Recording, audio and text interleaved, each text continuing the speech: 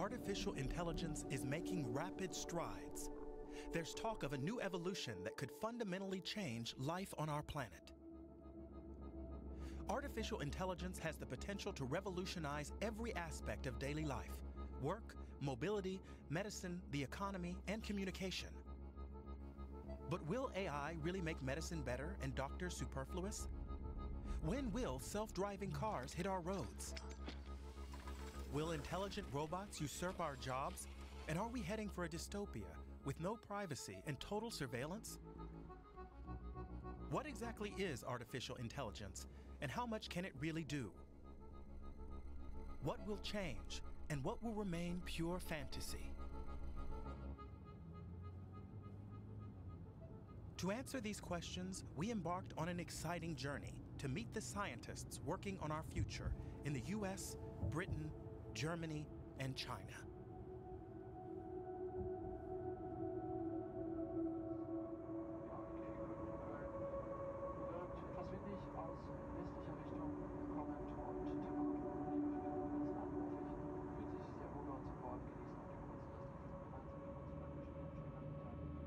Our first stop, Silicon Valley in California. Apple, Google, and Facebook all have their headquarters here. It's the epicenter of the digital revolution. The tech industry has changed the face of the San Francisco Bay Area. New startup companies launch every day. Rents have exploded, and artificial intelligence is the buzzword. A new type of supermarket recently opened its doors here. Amazon Go. All you need here is an app. Since you have an Amazon account already, please hold your mobile phone to the scanner, and you're in.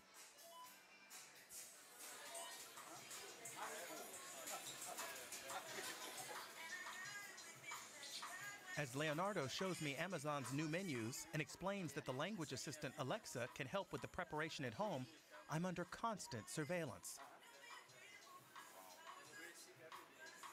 Which shelf do I stop at? Which products am I interested in? On the ceiling, sensors and cameras. Intelligent image recognition captures my every move. What do I take off the shelf? What do I put back? And what do I take with me? This branch is still in its test phase, but Amazon plans to open 50 such grocery stores this year alone. The end of the sales assistant. Just walk out. No more standing in line. No cashiers. I feel a bit like a shoplifter as I leave. Comfort at the cost of privacy. My receipt.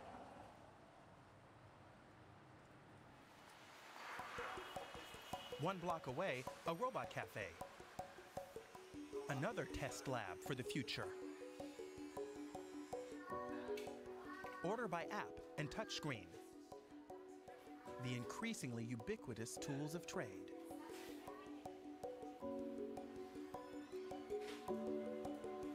My first ever cup of coffee served by a robot.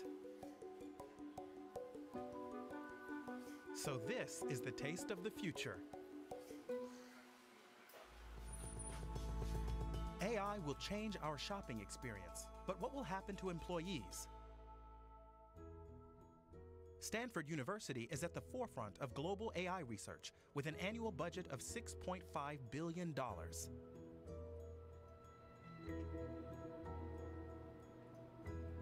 I want to know, how will artificial intelligence change medicine?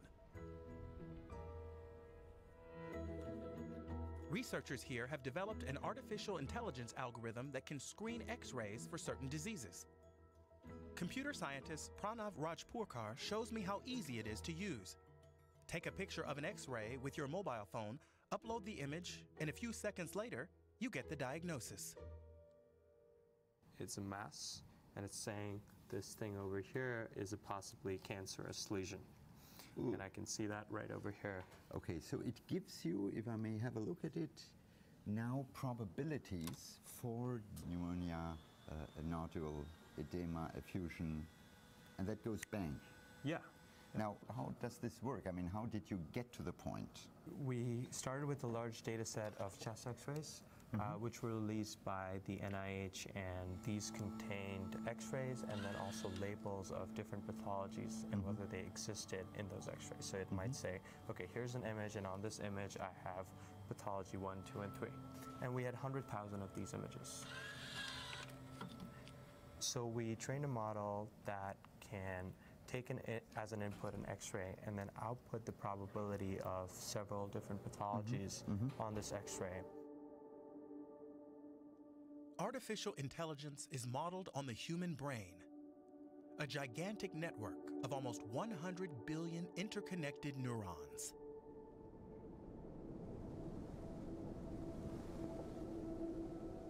Put in very simple terms, this is how a brain cell works. Incoming impulses are passed in a domino effect from one neuron to the next. The resulting circuit connects the neurons, and it is this circuit that artificial intelligence tries to simulate as a digital neural network. Like our brains, the network can learn how to identify tuberculosis, for instance. First, the network needs to be trained or taught. X-rays of tuberculosis patients are fed to the system. Initially, it struggles to correctly identify the condition. But every time an X-ray is fed in, the network's structure is adapted and its diagnostic ability improves. It takes thousands and thousands of clinical data sets to train the machine.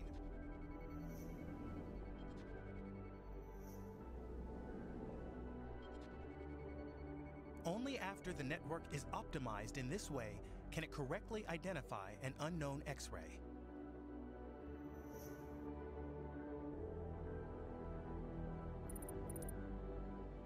But how accurate is artificial intelligence compared to a doctor's expertise? We have actually done this test twice at this point. Once with a set of studies from the NIH data set that we had a group of radiologists label, and then we compared the accuracy of the model to the radiologists, and we found that they were very similar in terms of accuracy on most pathologies. On one of them, the model was outperforming the radiologists, and on 3 of them, the radiologists were outperforming the model. And then we repeated the experiment, this time using a data set from Stanford, which we recently released, which is 200,000 chest x-rays. And then we had a similar setup where we had 3 subspecialty radiologists. These are very uncommon, very trained radiologists to decide what the ground truth for a particular set of images was. And then we compared general radiologists to the algorithm at the task and found that they had similar levels of performance.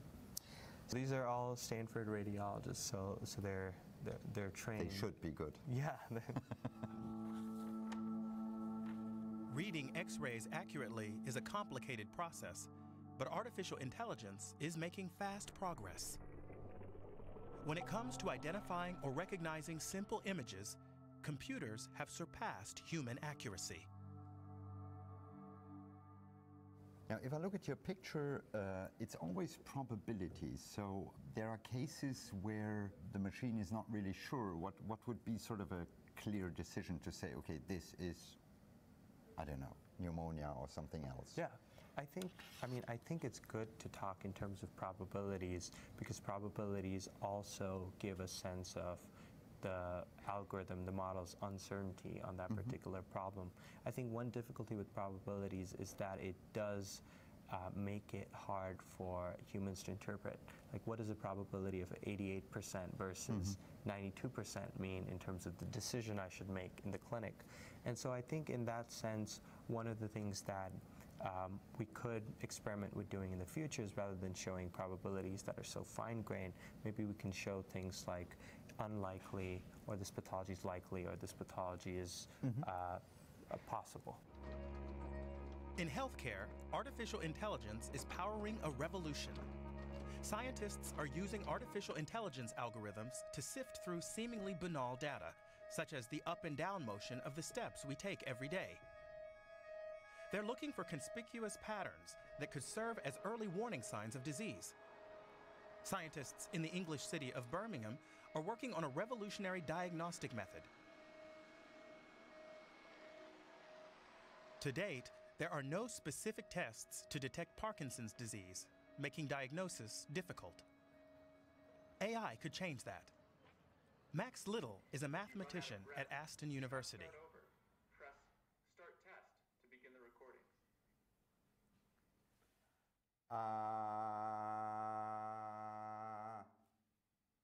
Very good. Voice changes can be an early indicator of Parkinson's.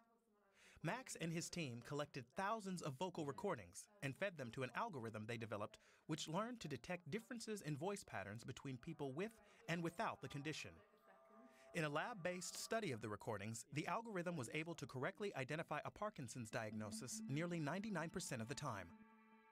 Max Little's work is an example of the far-reaching changes AI is bringing to the field of medicine.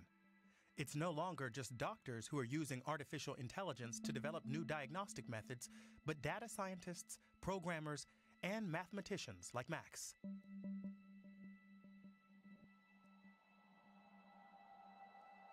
One example, when a person walks, sensors in their smartphone register the up and down motion of their gait.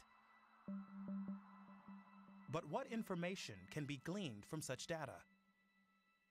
If we measured a pattern of someone's walking behavior, then someone who's healthy we might measure the accelerometer to look like that. Okay, so it's just the sort of movement he would have here. Yeah, their hips going up and down regularly, that kind of thing, along with their pace.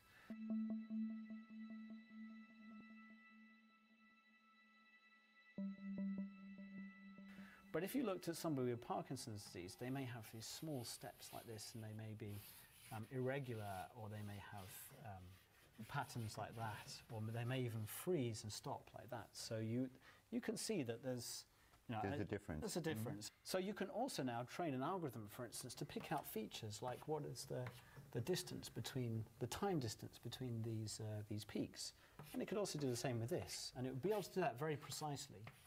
And by doing so, we may be able to measure, for instance, that here there's large variability between these.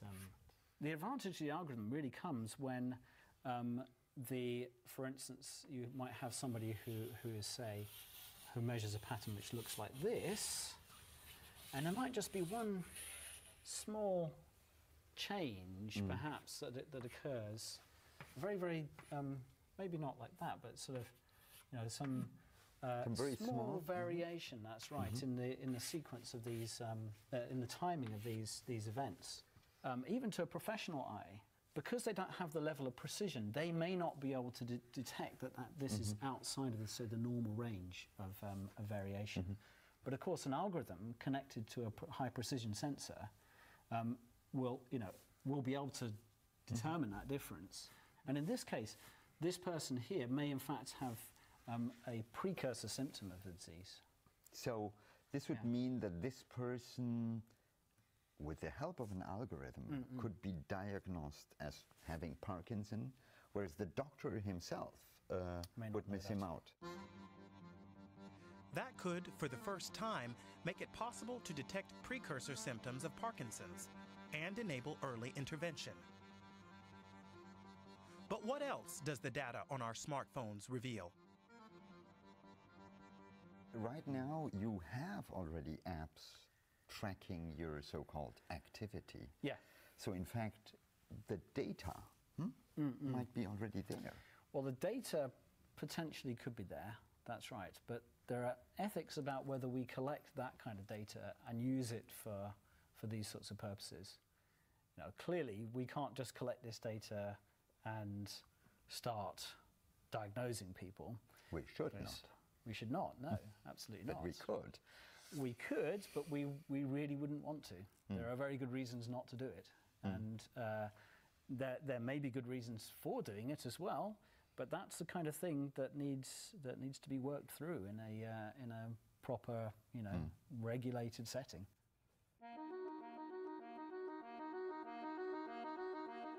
After our interview, Max Little tells me he's received several lucrative offers to join tech giants who smell new business opportunities. He turned them down. Artificial intelligence will undoubtedly improve doctors' abilities to detect and diagnose disease. But amid all the opportunities AI offers, there's an urgent need for regulation.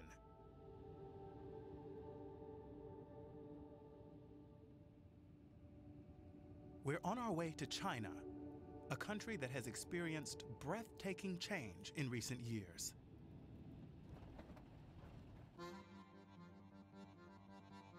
Its capital, Beijing, is buzzing. The whole country is hungry for progress and is on a fast track to the future. Time seems to move faster here. By the year 2030, China aims to be the global leader in the field of artificial intelligence.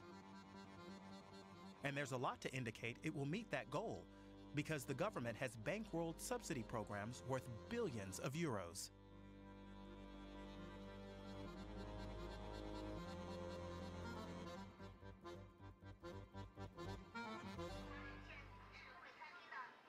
These robots aren't assembling cars, they're the big attraction in Beijing's latest smart restaurant.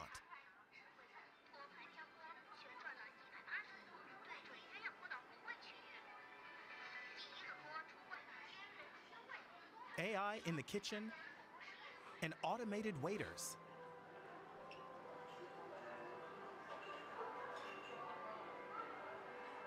I have a meeting here with the design researcher Gesche Just. A former internet ambassador for the German government, she's currently spending a research semester at Tongji University in Shanghai. I ask her about her impressions of China. There's this real hunger in the city, and it's super fun to talk to young people because they want to be the motors of change. They work day and night. They have a new work-life balance model. It's called 996. I thought, what do you mean 996? And they said, we work from 9 a.m. to 9 p.m. 6 days a week. That's the better model now, because they used to just work non-stop.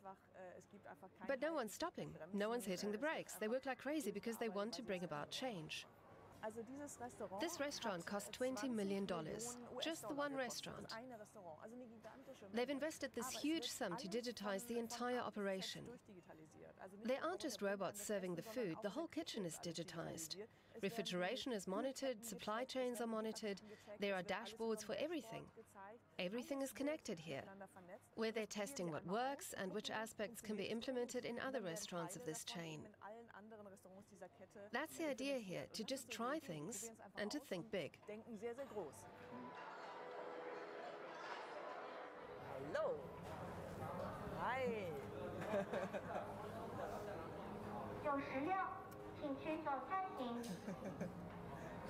So I'll just help myself, if I may.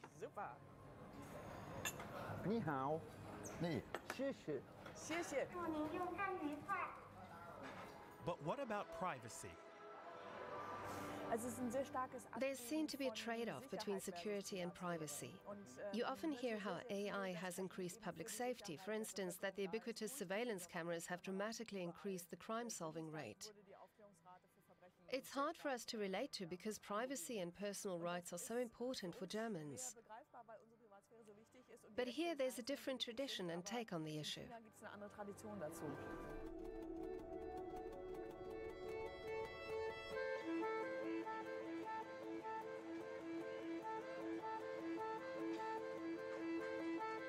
I'm fascinated by China, but it also puzzles me.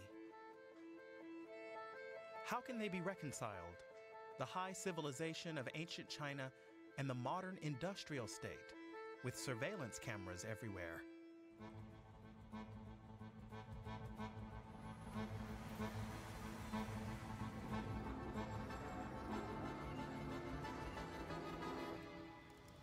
The Longgan district in Shenzhen. In the heart of China's booming economic region north of Hong Kong, we visit the Smart City Control Center. A giant monitor displays the data of the entire district in real time. Numbers of new residents by neighborhood to planned schools, water supply levels, power outages. All this information is collected, compiled, and evaluated using artificial intelligence. The Showcase project was developed with Chinese tech giant Huawei. Chief Engineer Chen Bangtai tells me the city now operates more efficiently. Okay. So what you're doing here is urban planning. Yes. The systems are a big help. These are hospital beds. Right now, there are 15,000 doctors and nurses and 7,600 beds. So is Shenzhen currently healthy or sick? A smart surveillance system scans the entire city. Illegal structures, like this one on a roof, are quickly identified and demolished. To me, some of this feels like the backdrop to a science fiction movie. Employees with live streaming body cams inspect side streets. This is total surveillance.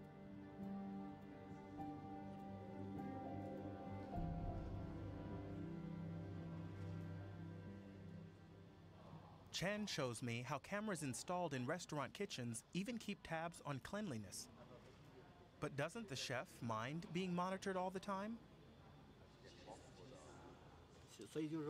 The system logs all the people who view the images. Anyone who looks at them without permission is punished. Total transparency for the purpose of progress. Chen says residents of Longgang District approve.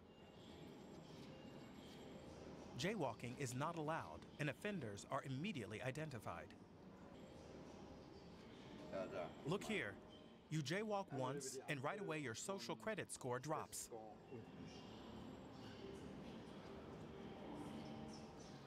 This degree of surveillance is unthinkable in the West. But here in China, they take a different view and say it's driven a drop in crime. What does it say here? Male youth without glasses. Youth? Yes, suddenly you're a youth. I love Chinese facial recognition. Youth.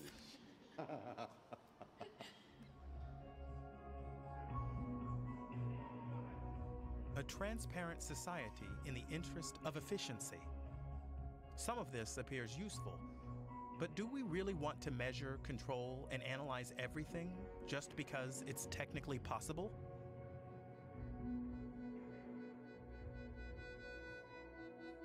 Won't that inevitably lead us down a road to data dictatorship?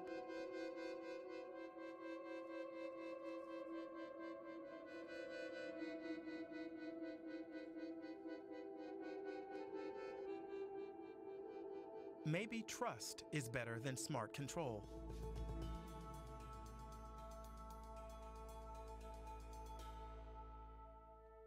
Silicon Valley, a synonym for innovation and unlimited freedom.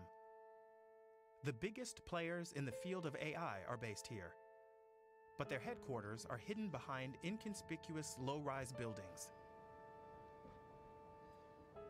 Facebook.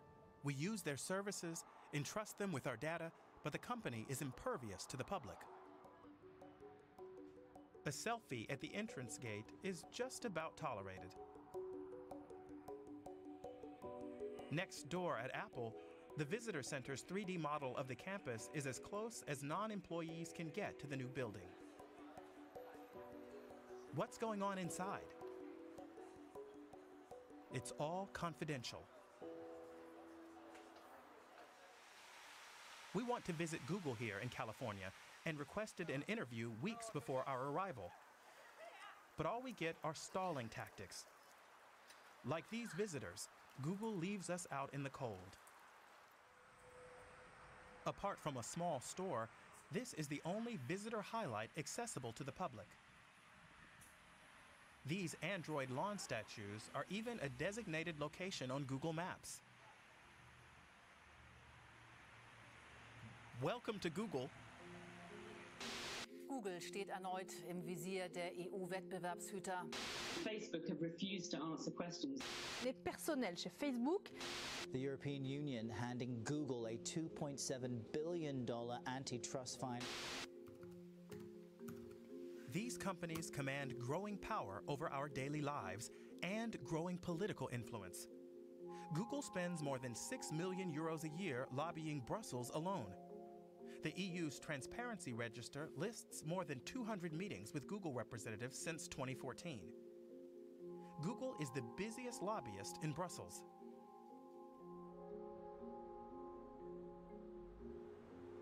We finally get our interview, not in California, but in Munich, Germany, with one of the longest-serving employees, Jens Redmer. How important is AI for Google? AI is so important to us that 2 years ago, we rebranded our entire research division to Google AI. AI drives a significant part of our product development. AI, above all, drives a significant part of our efforts to improve the quality of our products. Take machine translation. Through the use of machine algorithms, we've seen faster progress over the last 2 years than we did over the entire previous decade. Society will undoubtedly be propelled forward by the implementation of these services and the use of AI in the years to come. What's key is that it's done responsibly, under the principles of transparency. We need to explain how things work, why they are needed, where people's data goes, how they can control it, how they can delete it, if they want to delete it or forward it. The user must have control. But what about technologies like Google Home, the smart microphone sitting in people's living rooms? Google Home isn't eavesdropping. There's a small chip on the device that listens out for the so-called hot word. It's waiting for the command, OK Google, or Hey Google, and only then is the microphone switched on to send a voice command or search request to the internet, the Google server. It then presents the result.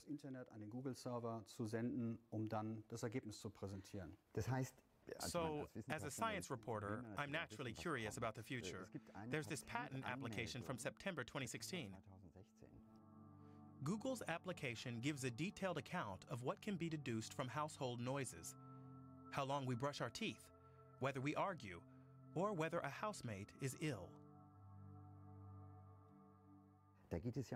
It's much more about capturing atmosphere and habits than words, and it's a Google patent application that anyone can look up. I don't know anything about this particular patent application. We have a whole series of patent applications every year. Most of them are imaginary, fictitious services, which, like in many other companies, are never translated into real services. So I can't say anything about this particular patent at this point.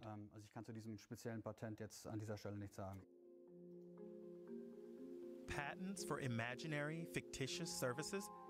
Google's EU lobbying activities, at least, are unarguably real.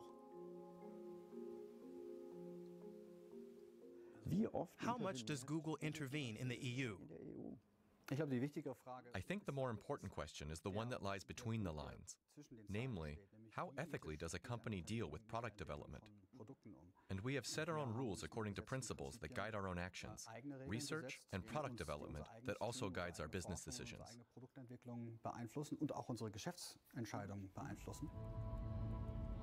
On its home turf in the United States, Google is facing mounting political pressure.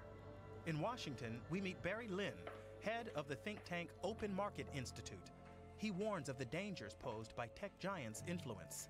We need to know in our society that the people who bring information to the public sphere, who talk to the press, who talk to our representatives in Congress, that they represent their own selves, that they're speaking in their own name and not for someone else, that they're not stooges, that they're not puppets. And the fact is today, our society, this is true here in Washington, it's true in Europe, our society is filled with puppets, with stooges who represent the interests of Google and Facebook and Amazon. Given big tech's monopoly power, calls for regulation are growing louder in Washington. When you have a monopoly, whether it's over retail, whether it's over search, then it means that the public doesn't actually have the ability to understand how that information is being used, how that power is being used. Monopoly per se, unless it is regulated closely by the public, is a danger. Google means to take over the world. They mean to direct our thoughts between person and person, our communications between person and person.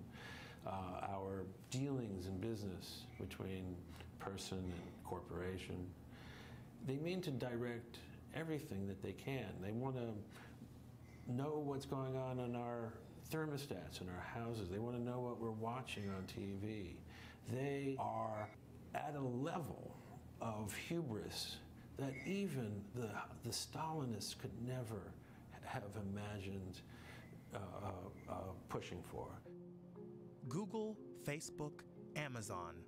Will the influence of tech giants continue to grow? What can be done to rein in their monopolies? One thing is clear. Artificial intelligence is consolidating their grip on power. There's an urgent need to rethink antitrust policy. Mobility is another area in which AI is powering the march of innovation. In the near future, it could put self-driving cars on city roads. But how realistic is this vision? We've come to Boston, to the prestigious Massachusetts Institute of Technology. Sertaç Karaman is a leading expert in the field of self-driving cars. He and his team are working on prototype autonomous vehicles.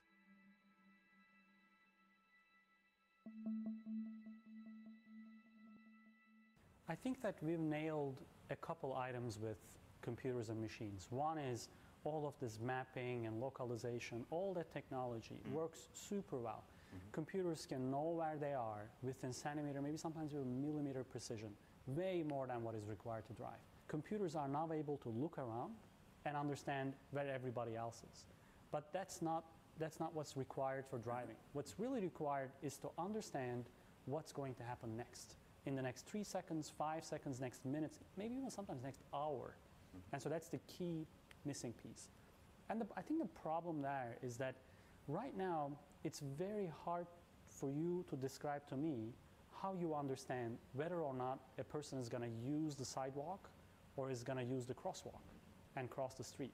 Sometimes you look at the face of a person and that facial impression gives them away and you will slow down.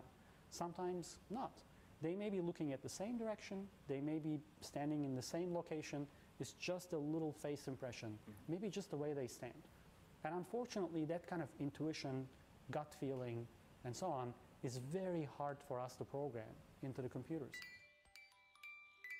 It works in a simple lab environment, but in real-life settings, the algorithms are still totally out of their depth. Not that that bothers advertisers.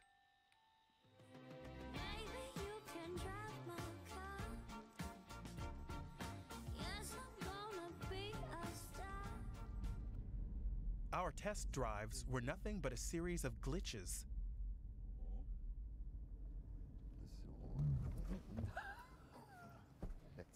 An inexplicable emergency stop, and another one on the second attempt.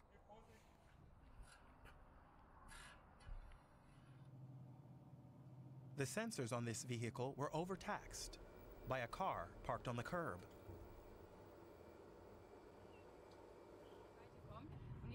And here, this smart car overlooked a car veering into our lane.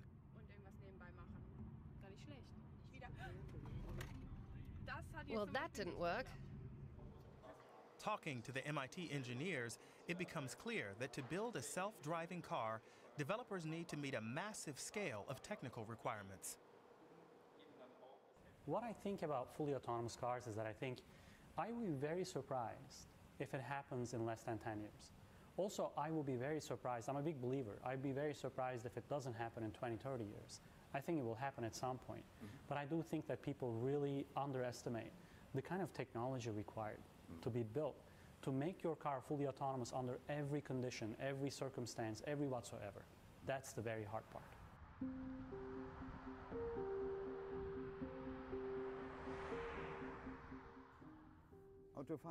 Driving is not as trivial a process as you might think. And that's because you constantly have to watch what's going on around you. Cyclists, pedestrians, sometimes you have to second guess. Does this guy want to cross the road or not? It's hard to imagine all that being calculated automatically.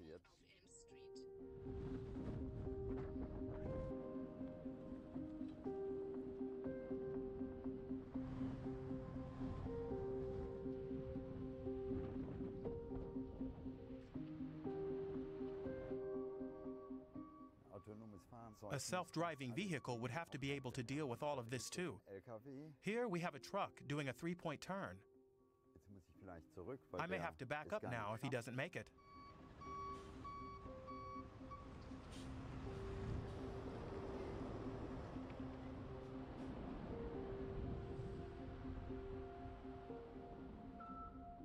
Does she want to cross the road or not? Some people don't even wait.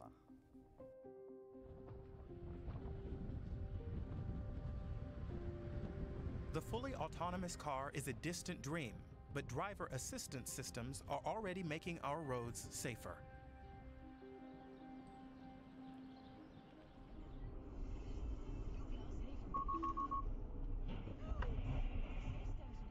An accident filmed from a car equipped with emergency brake assist. The sequence of events can be assessed in slow motion. The red vehicle ahead overlooks the upcoming traffic jam. No brake lights appear, but the distance sensor in this car registers the jam, brakes, and prevents a further collision. But which principles should guide decisions made by technology in an accident situation? In recent years, MIT's Media Lab has been addressing the ethical questions raised by artificial intelligence. What moral compass should future smart devices refer to?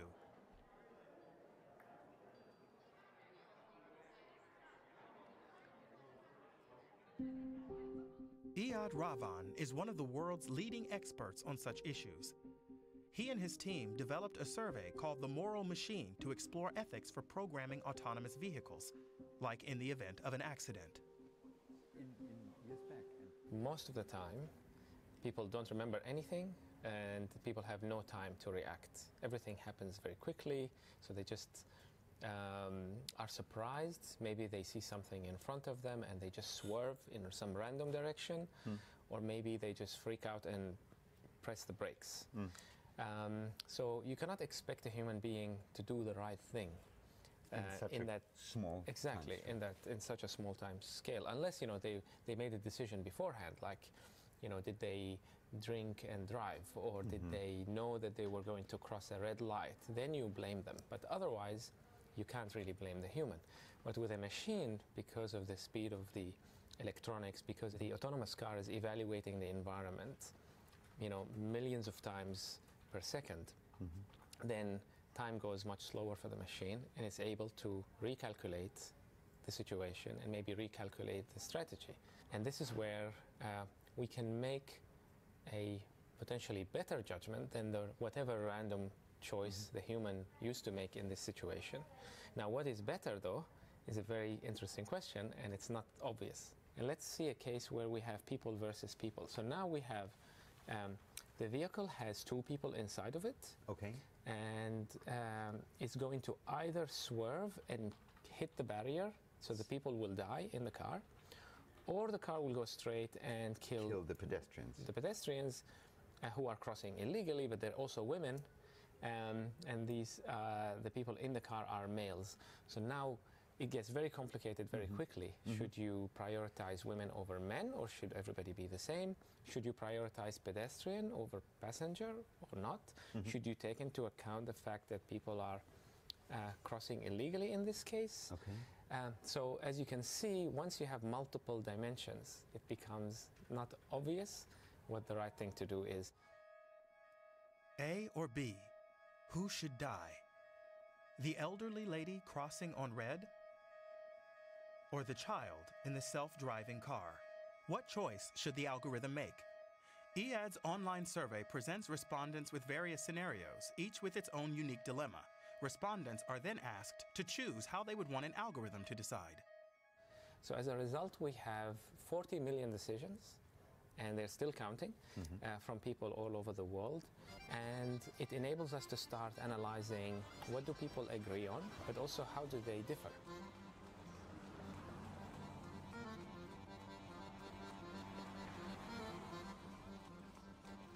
So does our culture influence our moral judgments? People always agree on saving more lives, saving children, saving people who cross legally over people who don't cross legally, and so on. The most interesting part is you could pick a country like Germany. Yes, and you could see how they compare to the global average. You could see... okay. So the status is not really important, but what you can see in Germany is preferring inaction. Yeah, so if you don't have to, if you prefer to just go straight. Yes. Which is the default. Don't take a decision. Exactly. This means Germans don't like to take a decision? Yes.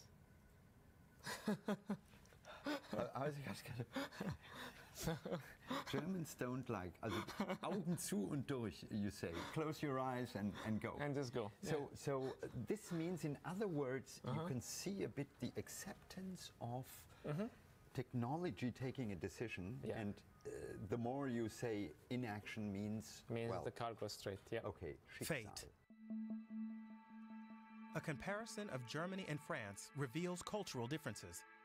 The French tend to favor sparing women, and there's a stronger focus on children. And contrary to Germans, the French don't want to leave things to fate. They want the machine to make the decision. And the machine is kind of a mirror. For the first time, something that you did subconsciously or maybe instinctively, in the case of an accident, you just act randomly. Now you have to make a conscious choice, and the machine is forcing you to make a choice, right? You cannot hand wave it, because in the end you have to program something. Driverless cars aren't yet ready for the road, and ethical questions still abound. Artificial intelligence harbors immense potential to benefit daily life, medicine, or mobility. But we also need to look beyond the technical possibilities. What aim does such progress serve? It's a question artificial intelligence algorithms can't answer. Only humankind can do that.